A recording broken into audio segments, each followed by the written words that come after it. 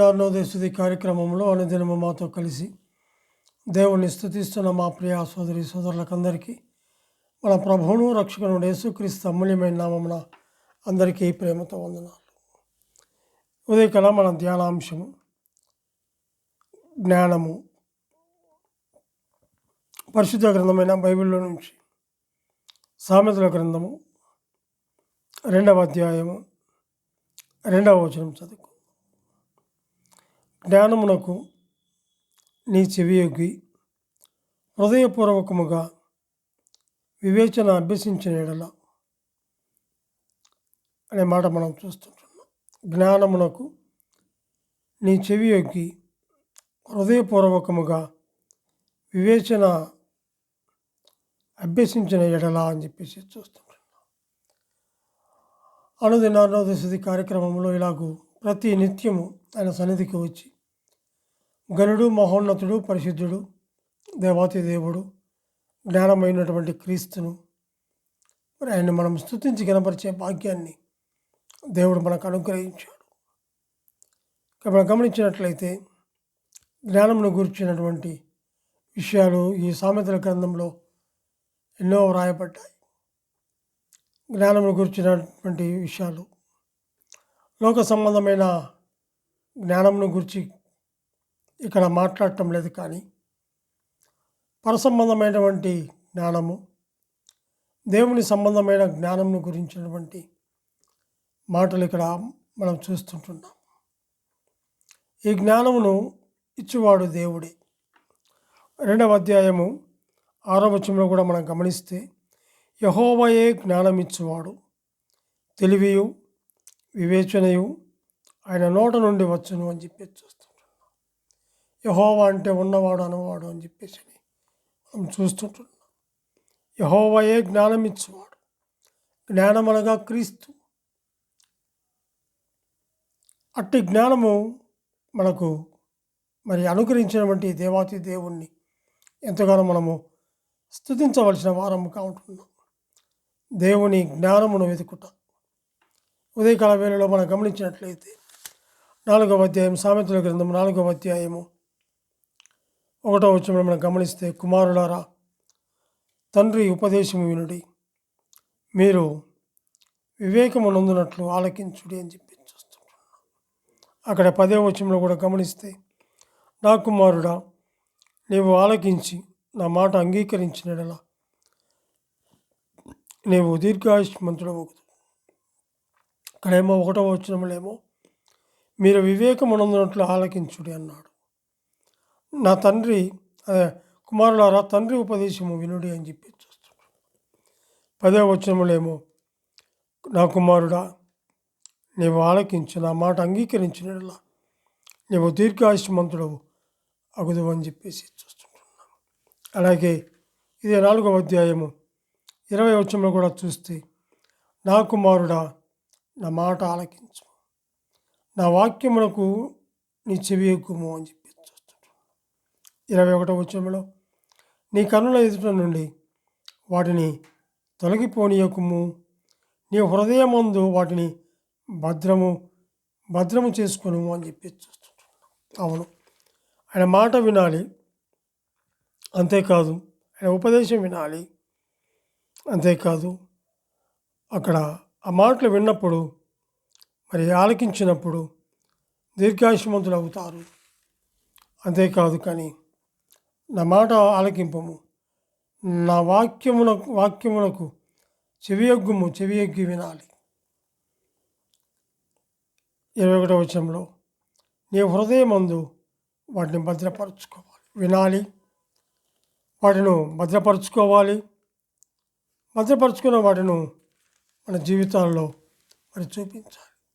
అటువంటి దేవాతి దేవుణ్ణి మనం స్తుతించాలి. ఎందుకంటే దేవుడు మనకు అనుగ్రహించినటువంటి జ్ఞానం ఎంతో గొప్పది. అది ఈ లోక సంబంధమైన జ్ఞానం కాదు, పర సంబంధమైనటువంటి జ్ఞానం, ఆత్మీయమైనటువంటి జ్ఞానం. అటువంటి జ్ఞానము దేవుడు మనకు అనుగ్రహించాడు. ఇది 2వ అధ్యాయము 1 నుంచి 5 వచనాల్లో మనం చూస్తాం. నా కుమారుడా నీవు నా మాట అంగీకరించి నా ఆజ్ఞలను నీ యొద్ద దాచుకుని ఎడల జ్ఞానమునకు నీ చెవియొగ్గి హృదయపూర్వకముగా వివేచన అభ్యసించిన ఎడల, తెలివికై మొరపెట్టిన ఎడల, వివేచనకై మనవి చేసిన ఎడల, వెండిని వెదికినట్లు దాన్ని వెదికిన ఎడల, దాచబడిన ధనమును వెదికినట్లు దాన్ని వెదికిన ఎడల, యెహోవా యందు భయభక్తులు కలిగినట ఎట్టిదో నీవు గ్రహించదవు. దేవుని గూర్చిన విజ్ఞానము నీకు లభించును అని చెప్పి చూస్తున్నాం. ఆ జ్ఞానం ఇచ్చేవాడు ఎవరు? ఆయనే. ఆయనే నిజమైన దేవుడు, ఆయనే గొప్ప దేవుడు, ఆయనే జ్ఞానమైనటువంటి దేవుడు, ఆయనే బలమిచ్చే దేవుడు, ఆయనే శక్తినిచ్చే దేవుడు. అటువంటి గొప్ప దేవుణ్ణి ఉదయకాల వేళలో మనం స్తుతించి గణపరిచే భాగ్యాన్ని దేవుడు మనకు అనుగ్రహించాడు. రాజులకు మొదటి గ్రంథము, పరిశుద్ధ గ్రంథమైన బైబిల్లో నుంచి రాజులు మొదటి గ్రంథము 3వ అధ్యాయము 7 నుంచి 12 వచనాలు మనం గమనించినట్లయితే, రాజుల మొదటి గ్రంథము 3వ అధ్యాయము 7వ వచనం నుంచి, నా దేవా యెహోవా, నీవు నా తండ్రి అయిన దావీదునకు బదులుగా నీ దాసుడనైన నన్ను రాజుగా నియమించి ఉన్నావు. అయితే నేను బాలుడను, కార్యములు జరపడకు నాకు బుద్ధి చాలదు. నీ దాసుడనైన నేను నీవు కోరుకున్న జనుల మధ్య ఉన్నాను. వారు విస్తరించి ఉన్నందున వారిని లెక్కపెట్టుటయు వారి విశాల దేశమును తనిఖీ చేయుటయు అసాధ్యము. ఇంత గొప్పదైన నీ జనమునకు న్యాయము తీర్చగలవాడు ఎవడు? కాబట్టి నేను మంచి చెడ్డలు వివేచించి నీ జనులకు న్యాయము తీర్చున్నట్లు నీ దాసుడనైన నాకు వివేకము గల హృదయము దయచేయము. సొలొమోను చేసిన ఈ మనవి ప్రభువునకు అనుకూలమైనది ఆయన కనుక దేవుడు అతనికి ఇలాగు సెలవిచ్చను, దీర్ఘాయువునైనను ఐశ్వర్యమునైనను మీ శత్రుల ప్రాణమునైనను అడుగక న్యాయములను గ్రహించుటకు వివేకము అనుగ్రహించమని నీవు అడిగితివి. నీవు ఇలాగూ అడిగినందున నీ మనవి అంగీకరించి ఉన్నాను. బుద్ధి వివేకములు గల హృదయము నీకిచ్చుచున్నాను. పూర్వీకులలో నీ వంటి వాడు ఒకడునూ లేడు, ఇక మీదట నీ వంటి వాడొకడును ఉండడు అని చెప్పేసి చూస్తుంటున్నాం. ఆయన జ్ఞానమైనటువంటి క్రీస్తు. ఉదయకాల వేళలో దేవుని జ్ఞానమును వెతుకుట అని మనం చూస్తుంటున్నాం. దేవుడు అనుగ్రహించు జ్ఞానము, ఈ జ్ఞానము కొరకు వెతకాలి, తెలివి కొరకు వెతకాలి, వివేచన కొరకు వెతకాలి, దేవుని దగ్గర మొరపెట్టాలి. సొలొమోను ఆ రీతిగా నాకు జ్ఞానము దయచేయమని మరి దేవుణ్ణి అడిగి పొందుకున్నవాడుగా మనం చూస్తుంటున్నాం. జ్ఞానము కొరకు వెండిని వెతికినట్లు వెతకాలంట. అంతేకాదు, దాచబడిన ధనమును వెతికిన ఎడల అప్పుడు దేవుడు మనకు అనుగ్రహిస్తాడు అని చెప్పేసి మనం చూస్తుంటున్నాం. దేవుడు మనకు అనుగ్రహించే ఆ జ్ఞానం ఎంతో గొప్పది. జ్ఞానమైనటువంటి క్రీస్తును ఉదయకాల వేళలో నోరారా మనసారా స్తుతించి కనపరిచే భాగ్యాన్ని దేవుడు మనకు అనుగ్రహించాడు. అట్టి దేవుడు మనకు అనుగ్రహించినటువంటి ఆ జ్ఞానమును ఈ లోకంలో మనం ఉన్నంత కాలము వాక్యానుసారముగా, వాక్యానికి విధేయులమై ఆత్మానుసారముగా మనము నడిచి ఆయన సన్నిధిలో ఆయన వచ్చినప్పుడు, మరి ఆయన పిలిచినప్పుడు ఎత్తబడిన మరి ఆ గుంపులో పిలువబడినటువంటి వారిలో మనం ఉన్నలాగున దేవుడు కృప చూపించినట్లుగా మనం ప్రార్థన చేయవలసిన వారముగా ఉంటున్నాం. దేవుడు తన వాక్యాన్ని దీవించును గాక. ప్రార్థన చేసుకుందాం. కృపాసత్య సంపూర్ణమైన మా ప్రియ పరలోకపు తండ్రి, మీ ఘనమైన నామమునకు స్తుతులు స్తోత్రములు చెల్లించుకుంటున్నాం. జ్ఞానమైనటువంటి క్రీస్తుని ఉదయకాల వేళలో స్తుతించి కనపరిచే భాగ్యాన్ని మీరు మాకు అనుగ్రహించినందుకే స్తుతులు స్తోత్రములు చెల్లించుకుంటున్నాం.